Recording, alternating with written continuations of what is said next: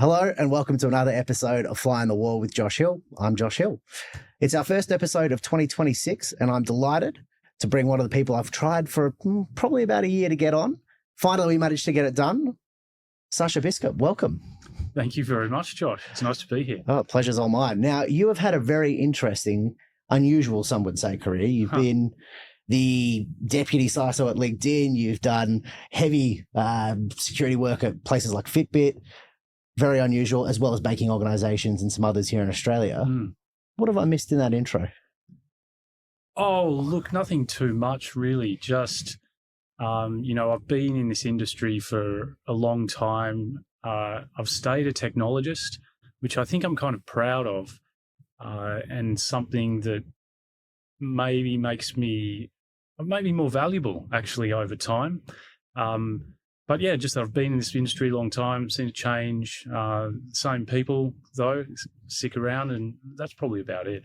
It's amazing, isn't it, how much has changed. Now, we must start with a disclaimer. Yes. And look, the views that I'm expressing here are, entirely my own personal views. They're not associated with any of those companies that you mentioned prior and before or, current employer either. And no current or former employers. You heard it here. All right. So from your perspective, which is unique, as we talked about, you have done the divide, which a lot of people don't actually get the chance to leave this fantastic country that we have. Run me through a little bit about what you've kind of seen in that experience and maybe more specifically, what took you to that experience of going, hey, I'm going to try something different and see what happens. Yeah, look, I guess I've been working overseas twice. Back in 2003, actually, I got a job with Nestle and ended up in Switzerland. They flew me over and said, do you want to work here? And it was just such a beautiful place that I don't think the job really mattered. But I think that kind of started by a little bit to do with my personal background. My father is a refugee. So he came to this country in 1952 with nothing. And I think when I grew up, I always had a question or questions, inside of me, like, why do I look the way I am? Why are my eyes like this? And, and it's because, I'm half Slovakian. And I think there was always that drive in me to go and see, home, I guess you'd want to call it. And also my father, he found it hard after World War II and then communism coming into the country and found it hard to find a place, find his home. So he traveled a lot across the world. I even tried America and that didn't work out because it wasn't a good time to be in America as an immigrant, similar to maybe today's position. And so I think that personal drive overlaid extremely well with the technology industry, where technology really took off in the late 90s. In those early 2000s. And so it didn't really matter where you were from. It was just if you could talk the language of computers, talk the language of security, there was just lots of options and availability. And to some degree, I'm a risk taker. And so I'm okay taking those risks and that align with, I think, my personal values and wants and needs, in my personal life. I'd say they've paid off, though, surely. Look, for sure. Yeah. I wouldn't take anything back. I think I have sacrificed a little bit, particularly later on with the family. And that's, one reason I came back is it's just the right time with the kids and the schooling ages, etc., to come back. But yeah, I wouldn't change it for anything. I think the experiences of, oddly, not so much the work, but the experiences of diving into another society and a culture, understanding the differences, what's good about Australia, what's not so good about Australia as well. Plenty on both sides, of course. Plenty. What was your key takeaway? Because I think you've touched on it, right? Immediately people are going to go, there's eccentricities about regulations and things of that nature, but it's probably more cultural, that ability to adapt from your perspective that you've picked up there. What do you mean by that exactly? Well, the ability to adapt to different cultures, different ways of working, different geographies, everything really. Has it made you more adaptable wholesale, do you think? Yes, I think it has. And it's certainly improved me as a person and then improved me as a professional because of just dealing like we do at work all the time. We deal with a multitude of personalities. As a leader and a manager, you manage, all sorts of people, and people are unique by definition. So you can't really predict, what a person might do, but you can at least be informed and educated. And I've learned from experience, how people may react to certain things, etc. And that just helps in personal relationships, and it helps with professional relationships. And so you went over there, the first part to Europe, to kind of experience that side of things. Was it always security for you? Yes, it was. Yeah. Actually, there pretty much wasn't a security industry there wasn't a security industry when I was learning about computers. And it was pretty much the late 90s where it started, this embryonic industry. So, look, I was thrown straight into it pretty much from what I learned when I was very, very young, teenager, to some of the things I guess I did on the side, and then the people I met, hung out with, and learned from. So always been in security. Why security? What about that kind of area really motivated and spoke to you? Look, I think it was and is just the complexity and how deep you can go, particularly when you're younger. I think that you have a higher propensity to really rabbit hole and lock in your concentration to go as deep as you want. So it's only a matter of time and actually motivation and passion. So, yeah, the more complex a problem was, the more I was attracted to it. The lower level it is, the more I was attracted to it. Makes sense. And you came back and obviously had some really good success in Australia again before then deciding to pack ship and go to the States. Yes, yeah. What was that process like? Because it was post-GFC. It was. Crazy times as things were starting to rebound. Was it just another tap on the shoulder, fortuitous moment? Pretty much. And it's interesting you mentioned GFC. So, yeah, I did come back from ultimately London post GFC. So it was a good time to leave banking in London because everything was collapsing. And so I had, a good run here. And I was fortunate from relationships I made in London that I was able to work for a UK tech company after, a couple of gigs. And so I made some great relationships there. And one of those relationships was the reason that I got the job I ultimately got in the end. The reason why, or probably the moment when we decided, because it was it's a joint decision with the family. Moving's a huge commitment. You're moving your kids; they depend on you clearly. But it was the moment when, we were both thinking like, do we want to move overseas again? My wife also, had a lot of traveling experience as well. And so we thought, yeah, let's try and give it a go. Perhaps I've done all I can at the moment in Australia, and I don't think I'd hit my ceiling yet. So actually the story is I actually asked my friend, who's now the CISO of Reddit, are there any jobs in Silicon Valley? Just a few. And yeah, his response was, as you can kind of guess, there's a bunch. And so he pretty much guided me to get the job that I ultimately ended up with at Fitbit. He actually applied for the role. He got offered it, and he decided to take a different role and said, hey, I know this other guy, this Aussie. And so, look, I liked being flown over. I liked the excitement and the newness. I don't know if that's such a word, but going over there was just a great experience. Nailed the interviews because I got the job, and subsequently moved over. It's hard to explain to people that haven't done it, right? But when you touch down in that part of the world and you start to go through the places that are famous in our industry, there's a feel, there's a vibe. Sure, for better and worse. There's not all good, but it's just a different level. You're playing almost at the Premier League compared to Australia, which is great, but it's a level down from that. Did you feel that immediately? Look, I think I did, but probably for the wrong reasons.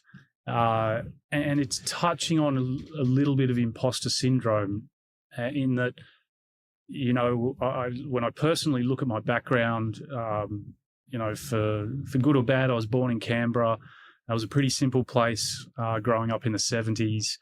And so I still kind of identified myself as this almost country boy, somewhat from Australia. You know, we learned a lot about America growing up. It's the big smoke. So I think there was probably a self-imposed feeling of I'm in grandeur and, you know, this is amazing. It's hard to kind of get away from that, isn't it? Like, it's funny that I think we get that a lot in this country. There's a lot of, we've talked about it before, Top Hoppy, etc. But we are playing at a different level. There's just the level of scale when you go to a smaller market. Even just California itself is the size of Australia, let alone everywhere else. Probably bigger now, yeah. I mean, in terms of an economy, it's 12th overall in the world, isn't it? Order of scale. I think maybe even fifth. You are actually correct. Yes. Yeah, the order of scale or magnitude is incredibly different. Yeah. In terms of going over to that environment, what did you find different? Not so much technically, but more culturally between what we're used to here, the norms, if you will, in San Francisco or America as a whole versus Australia? Yeah. Look, I'll say this from a personal level. The culture is that there's a difference between what I learned is difference between America and Americans. And I think the first thing I found was how friendly people were. I'm sure it's got something to do with the view Americans have of Australians, the Crocodile Dundee stuff. That kind of led the path. But actually how committed, it's not the right word, but how open they were to my success, not focusing on only their success at all costs. So, you know, an analogy might be with yourself. You start a new company. You know, I ask, how's the first year gone? You say, I made $1 million. And and the American kind of approach, the stereotype that I learned was, that's fantastic, Josh. What can I do to help you make your next 2 million? And I don't think that's so much of an attitude I see here. No, I've noticed that as well. And I think it's subconscious almost that maybe it's a big enough market that everyone can win. So they think that one winning is good. Potentially. And that's one thing that becomes very evident is just the scale of everything. The economy is huge. Everyone drives not everyone, but there's more new cars on the road than there are in Australia. And they're obviously bigger there as well. And perhaps that's it. It's a bigger economy. There is more opportunity. Population plays a big play in it. New businesses often grow because actually new population, you know, they assume in another year there'll be more 15-year-olds will be buying more of their product, or more immigration, that these people will buy more of that, and it just snowballs, and hence those opportunities occur. Small change is a big change in that part of the world. 1% versus there. Right. I think that's a great analogy. Economies of scale. Yeah. You mentioned kind of before that imposter syndrome. Did you shake it at any point when you then went to next bigger and better roles? Was it kind of, I'm still that boy from Canberra, naturally, you're not going to get away from that, but... Yeah, look, I think it was probably just the timing in my life. My brother-in-law purchased a Tony Robbins ticket for me and my wife, and it was actually a VIP ticket. You know, he was doing really well back then.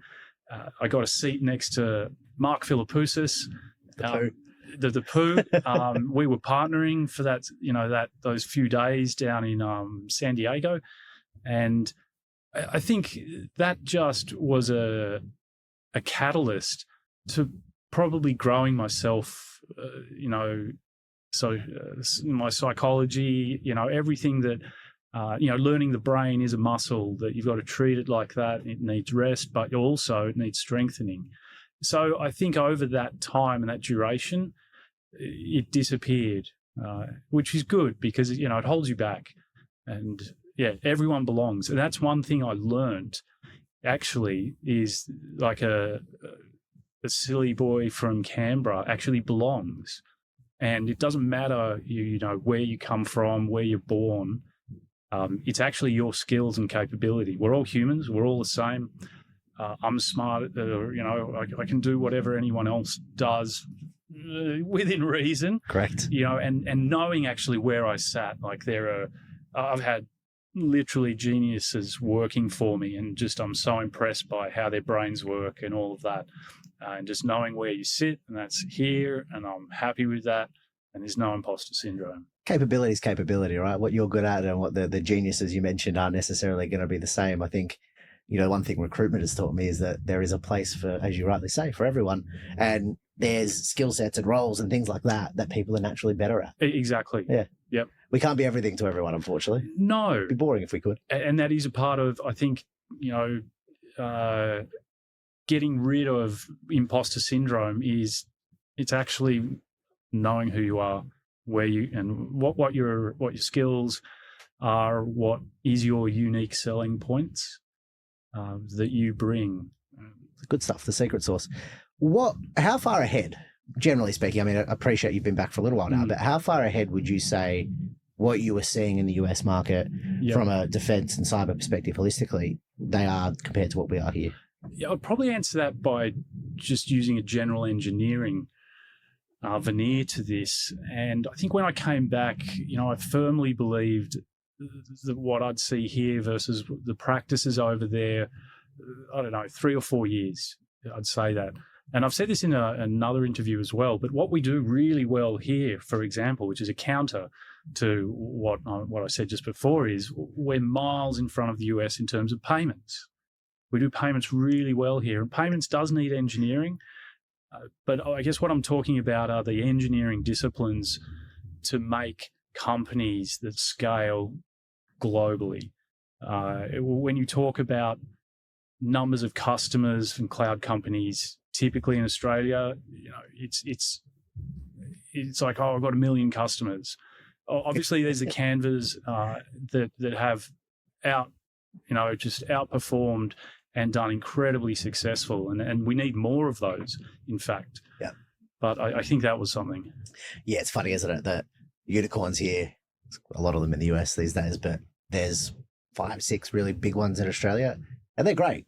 But it's we kind of have to do things differently. You can throw a lot of people at things in the States, and the payments thing absolutely did my head in. Like when someone said to me, what's your Venmo? I went, we don't need that in my country, mate. We just, exactly. We've got so many ways to do it. When you tap, they look at you like it's magic. And they had to build all these, extraneous apps around the banking system to make it easy for you and me to transfer money, for example. Crazy. Yeah. And that's worth, God, I don't know how much Venmo and Cash App and all that stuff would be worth these days.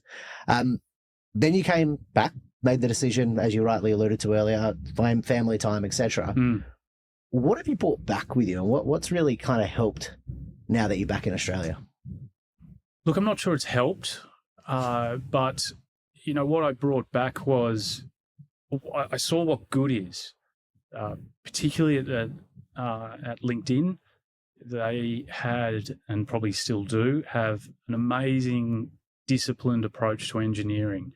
And through engineering is how you build a successful product business. And the velocity that engineering and the quality that engineering can give that company matches the sales aspirations, the product designs, and just that connection from that left side, the sales cycle to releasing a new feature or an entirely new product, is if you've got that engineering flywheel running nice and smoothly, consistent approaches, disciplined, a way to approach engineering, to approach decision-making and disagreements even. That's kind of the magic that is what I experienced there, and I guess brought back. Nirvana that we all chase, and that everyone's trying to. And it's very, very hard. Obviously, I worked at a couple of companies over there, and it's not all perfect. I think Twitter is a good example of, the front. I kind of think of it as a restaurant. You can go to a restaurant, it looks great. The front of house looks excellent, but you could be getting food poisoning in 1 hour because the back end of house, the engineering side, is just dysfunctional. But it looks great from here, but it's very costly to run, et cetera, et cetera. I think there's a lot of applications, and not just in product, but in banking and the like, that would meet that criteria with. Probably for legacy reasons. It's hard to get out of legacy. Well, you don't like mainframe? Yeah. So now you've come back, you've kind of gone through the experience, the culture shock, if you will, of the adjustment back. As you say, it wasn't that bad, but landed in an amazing defense organization. What's the kind of take that you see now when you look at the ecosystem in Australia and maybe the challenges that we have here moving forward in the security space? Look, what became very evident is products are written elsewhere typically. And what I've learned from talking with other, sales folks within Australia, particularly though outside of the States, outside of Australia, is Australia's a tough market. We aren't first adopters, and actually companies avoid Australia, if they're trying to get out into emerging markets or branch out of their locale and their country. It's hard to do business in Australia. But from a cybersecurity point of view, is we consume products, we don't build products. So I guess in some way we're a little bit behind because we've got to wait for someone else to solve the problem, build the problem, commercialize the problem, sell, get approvals for orders, pilot the product. And that takes a kind of time, and that's a penalty, I guess, and a cost of this approach. That 3 to 4 years you mentioned before, there's your 3 to 4 years. Look, potentially that's it, yeah. Someone decides to do it, then try it somewhere else, and then we eventually go and hear about it, a little bit behind, and someone starts using it, then we all start using it. It's the Australian way of life. Yes. What's your take on the future of the CISO role and where it's going moving forward with all of the threats that we're seeing in the world and generally the challenges? Look, I've got to say, I read something or listened to something from Phil Venables. So I think Phil Venables, ex-Google, CISO, is someone to be looked up to, and he's very intelligent and has great opinions. And I'm just relaying what he said. Is it's actually a role. Because as a security team, your tendrils are into every part and facet of the organization. You start getting telemetry about, okay, that team works well, that team doesn't so much. And so you get closer to the business. And I think to quote, to explain what he said is just the CISO might be starting to solve other business problems. His example was, becoming chief risk officer as well, but which I think is kind of part of being a CISO anyway. It's certainly, even the security team, is you've got to take risk-based decisions. If you followed every compliance, control, the businesses would grind to a halt. And so you have to, by nature and virtue, take risk. Also, capacity is finite and limited. So you can't do everything at once. It's interesting because I think we didn't talk about this beforehand, but you went down a pathway there that I wanted to go down. So thank you. And I know that your role is now more diverse. You do more than just security. You've got other elements reporting into you. Yes. Do you think that's the norm moving forward, that security becomes a more generalist technology leader? Look, probably not. Yeah. But there are CISOs out there. CISO of GitHub is one, who's also, I think, the CTO as well. I think there's is that Chris Hoff as well?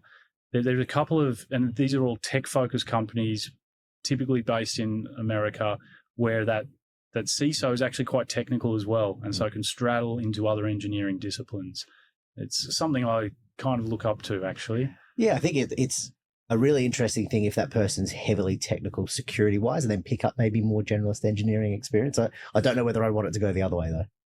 Yeah, but who's saying it can't? And I think that's something that's changed in the industry over 20 years, or 25 or whatever. I feel old now. But is that the awareness of other engineering teams, other business units, other disciplines, whether it's finance, etc., they're much more aware of cyber.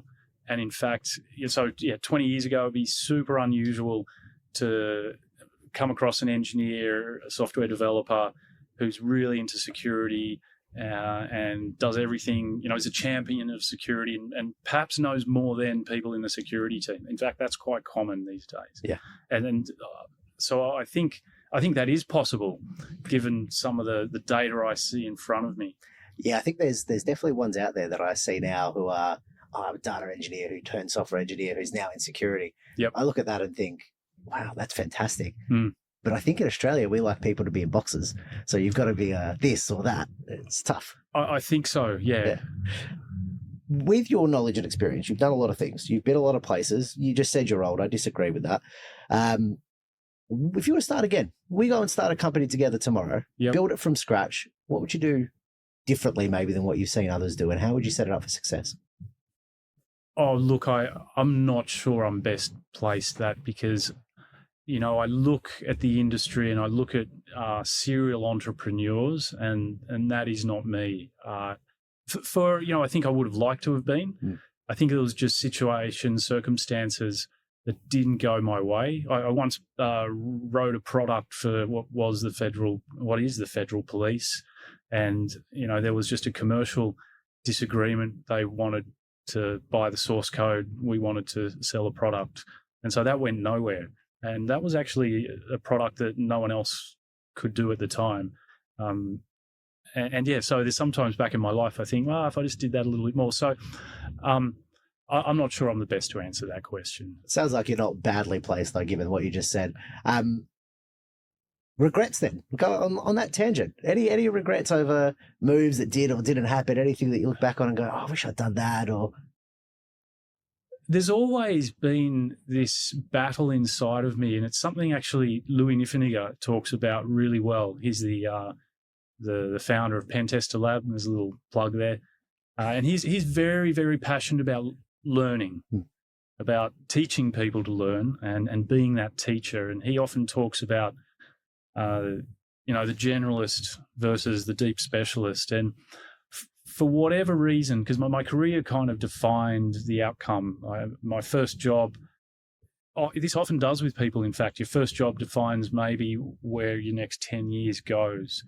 And I think I was doing a lot of consulting early on, and I think also I have a penchant for knowing lots about everything. If there's something I don't know about, I want to go and find out. So I became this specializing generalist, and I think was that the right way to go? Because what Louis talks about is you become that deep expert, and to get to the top, you learn different practices. Whether it's how to learn or how you communicate, how deep you should go, when to stop. It's probably a good thing. And then once you've done that, you've got all that process and system worked out, it's easy to jump to another discipline. And then it's easy to do again and keep replicating that. So I think if I could do it again, maybe just starting off being very, very, very, very deep in something. But I have no complaints where I am at the moment, though. That's good. That's good. I agree with that. I think once you learn how to learn, it's a miraculous thing, and the more generalist role of the future is certainly a little bit of everything with the T-shapes, I think they call it. Yes, the T-shape, exactly. Yeah. We hear that a lot from our clients, as you can imagine. Yes. With the future of the CISO role, going back to that ever so briefly, we talked about the importance of how you engage with boards and that role, its evolution and where it's going, and definitely becoming a bit more generalist, but also closer to business, which I think is got to be the case, right? Yes.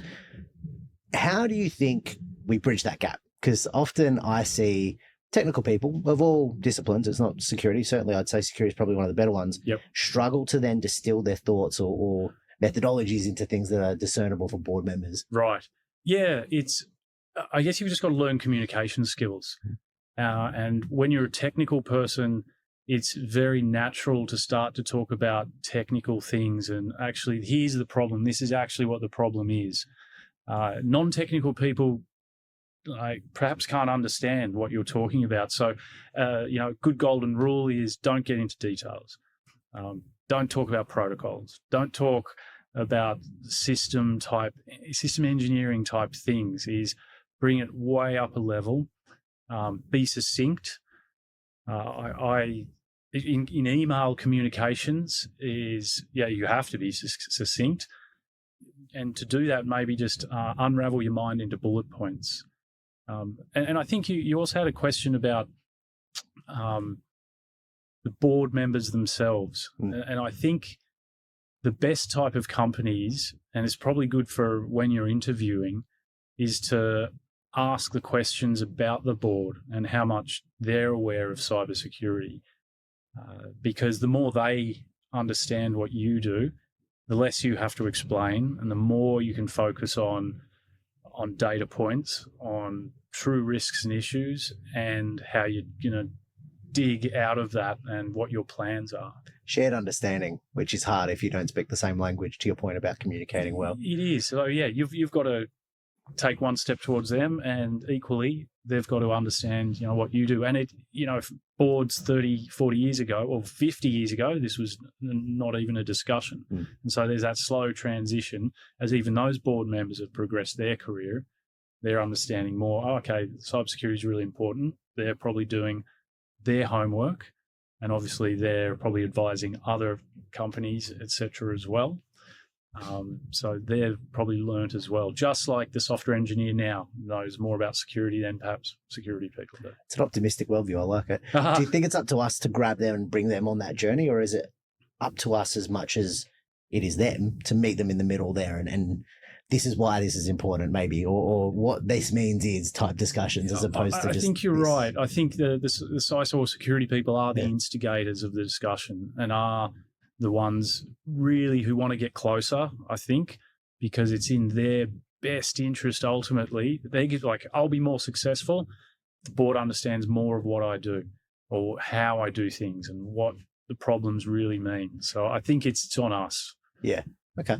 I like that. I don't disagree with you. I think that bringing people into the fold is a two-way street, but if they don't know what the fold is, it's hard to kind of take on that journey, right? Yeah. And you've got to assume that it is up to you, not, you can't wait. It's up to you to take that step. 100%. What keeps you up at night from a security perspective at the moment? What's got you thinking? Look, actually, it's the same things that were prevalent 20 years ago. In some ways, it's still so easy to compromise a company through social engineering. And there are mechanisms to assist that with passkeys, FIDO2, etc. But that's something that the techniques, tactics, and processes have barely changed. Obviously, the technology has, and how they produce perhaps exploits that will give them the persistence. But the whole problem is still the same. But I think another thing that really keeps me up at night is just the number of things security team has to or is responsible for, or the risks that they have to tend to, and then the capacity of the team. So capacity is always going to be a problem. And then, so what you've got to do is get the right people with the right skill set in the right place. That keeps me up at night too, mostly because I feel like we should always make security teams bigger. I have a vested interest. I wonder why. Yeah, something about that. We'll go to the other side. What excites you or gives you hope and optimism? Because I agree with you about everything, right? It's always human factors when it comes to the issues or the concerns. Yep. Let's go positive. What's the good stuff? Well, the good stuff is actually when you fix things or when you produce a product where security has been involved from the start, secured by design, or I think, shift left, or I think there's an Orange book from 1983 that talks exactly about shifting left, etc., and secure by design. But it's when it all goes right. And perhaps this is part of, the passion of why I like being in security, is when you solve these problems or you have success, you build a product that's robust, doesn't need, the release cycle doesn't need to be stopped. Everything's going fine. That it's a really great win. Do you get enough credit for a win though? Because if it's not broken, no, people don't know it. No, and I look after an IT team at the moment as well, and it's a thankless job. Yeah, and I think that's probably, if you're getting into security or IT or A lot of tech and engineering, it's a thankless job because no one knows when things go well. Like perhaps the people who are organizing this podcast right now, or the podcast material, like everything's working. Yeah.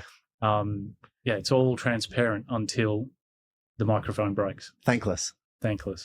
Expectation. And then when it goes wrong, it goes really wrong. That's exactly. And just know that is part of life, that there are, and it's actually, again, another personal thing that you need to develop is perhaps some, I don't know if thick skin is the right word, but some resilience, dealing with what is adversity and knowing that actually mistakes and things go wrong is all part of the journey.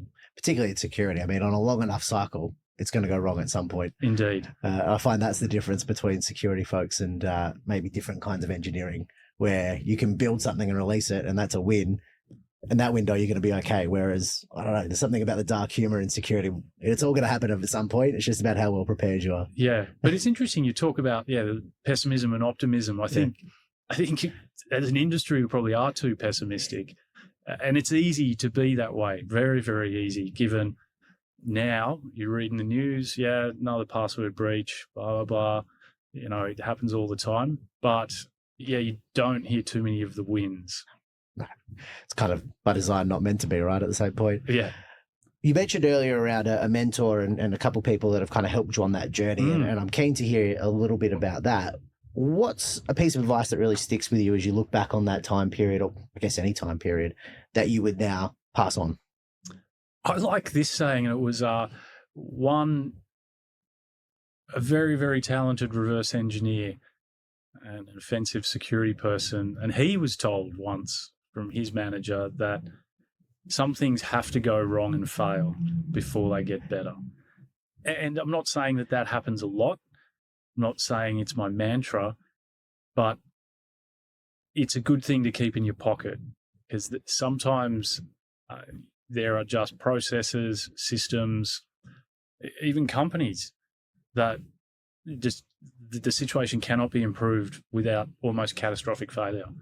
It's like systems, complexity of systems and systems analysis that sometimes, it just cannot be good. Yeah, if you build on sand, I guess it's not going to lead to good results. But I have thought about this a little bit because, you did share some questions. And one thing that has helped me in my career is networking, keeping, and in fact, what I enjoy out of that are the really good friends I've met. But that's kind of adjacent to, this point.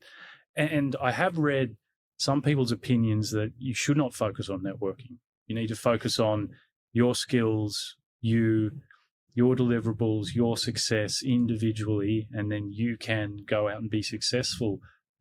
And I had to think about that because it jarred me, because it contradicted what I thought before. Now, I did put a lot of time into networking and etc. However, like one thing I would recommend from my experience is networking is actually quite important. And I look back on my career is how I made it to the US was a connection I made in 2011, and being kind. Call me crazy. I will if you want. Be kind. Yeah. It's funny how, ultimately, and I have to drastically disagree with the thought process around that self-development's important, absolutely, certifications, etc. Don't get me wrong, but people don't buy themselves, they buy other people. So when you're buying and sitting in front of someone in an interview, you're buying into that human being. Networking is what will get you in that room, and again, heavily vested interest in networking because it's a big part of our business. For sure. And what we think is a really big part of the future in a really connected world digitally. Yes. People still don't have real connection, and things like this is what it's all about. I agree. Yeah. And that's actually something that's changed in the industry is we had these things called business cards when, early on in the career, and now everyone is super uber connected online. And I do wonder how that's kind of changed. Yeah, I think things. It's funny though, because you still can't get away from the magic of sitting down and having a conversation with someone. I don't think so either. A coffee, just a walk, whatever it might be. You learn so much more about that person than the facade, this is going to come back to bite me, I'm sorry, but the facade of LinkedIn at times, I think it's the real part that you get to know the person is long form, conversations like this or general catch-ups. Yeah, exactly. I mean, LinkedIn's a good example. Like, it's a great tool. It's incredible. But there are some people that absolutely hate it. So you're already excluding those people in your relationships. They might be people you work with. They might be people that you want to work with in the future. And so I think there is still power in the personal touch. I think that the short that we're going to make out of this is going to say be kind, because I like it. I think it's 100% accurate, and you never know who that person could end up being. Exactly. I love it. And you also don't know what's going to happen to yourself in the future. A lot of relationships in business are built around your role, my role.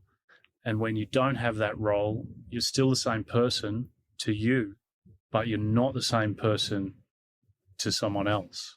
And so I think having that human connection probably can break down some of that sinew. Definitely. Yeah, keeps you human, funny enough, who would have thought? Boom. Right, just as we start to move towards the finish and wrap this up, any final thoughts? Anything else you want to share? Any words of wisdom? Look, just a little bit. I mean, I mentioned Tony Robbins. I love him or hate him. But I think just for people who maybe aren't aware that, now is not where you're going to end up. The future is a long way away. Actually, this is a Bill Gates quote. We overestimate what we can do in 2 years. We underestimate what we can do in 10 years. And so, in 10 years, you can change entirely who you are. And so just as that time goes on, as your career grows, focus on your personal growth and professional growth. So improving, growing as a human is no doubt going to improve you at work, but also focusing on work. So knowing, actually, here's a good one, is take feedback. Don't take it personally. Take it in a positive manner. Nobody's perfect. We all have faults.